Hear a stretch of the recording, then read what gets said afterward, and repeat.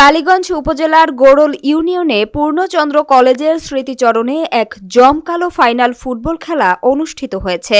বিস্তারিত থাকছে লালমনিরহাট থেকে নজরুল ইসলাম বিপ্লবের প্রতিবেদনে। হাতে বল পায়ে বল, তার নাম ফুটবল। সকলের স্লোগান মাদক ছেড়ে মাঠে চল। এই প্রত্যয়ে আয়োজিত খেলাটি অনুষ্ঠিত হয় ১৯ জানুয়ারি ২০২৬ লালমনিরহাটের কালীগঞ্জে।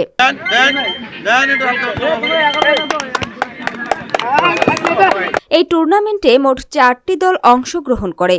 ফাইনাল খেলায় নির্ধারিত সময় পর্যন্ত উভয় দল সমতায় থাকায় ম্যাচটি টাই ব্রেকারে গড়ায়। টাই ব্রেকারে আরহাম ভেটেনারি দল শাহনজ অ্যান্ড হাসান মেশিনারিকে ৪-১ গোলে পরাজিত করে চ্যাম্পিয়ন হওয়ার গৌরব অর্জন করে।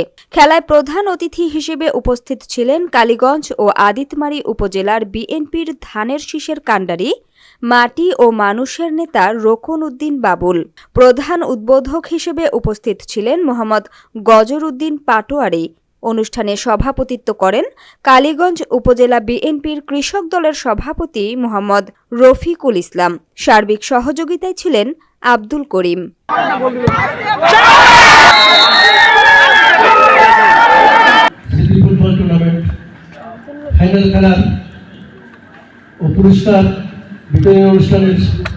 এছাড়া খেলাটির উদ্বোধন করেন গোড়ল ইউনিয়ন বিএনপির আহ্বায়ক ও জেলা বিএনপির সদস্য মোহাম্মদ গজর উদ্দিন পাটোয়ারি।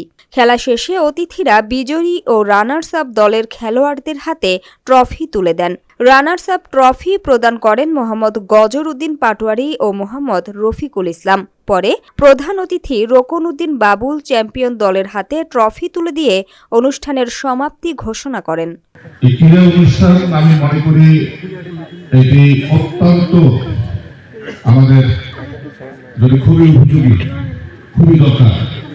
এই জন্যই যে আপনার আজকে তরুণ সমাজ এবং যুব সমাজকে খেলার মাঠে আপনারা আমাদেরকে বেশি বেশি নিয়ে আসতে হবে। আমাদের যুব শক্তিকে ধ্বংস করার জন্য আপনার মাদক দ্রব্য আমাদের এই পড়ারে দুই-একটা প্রচার করে। এইসব কারণে আপনার যুব সমাজরা আপনার সেই দিকে আক্রান্ত হয়ে ক্ষতিগ্রস্ত হয়, ছেলে মেয়েদের পড়াশোনা ধ্বংস হয়ে যায়, তার জীবন ধ্বংস করে।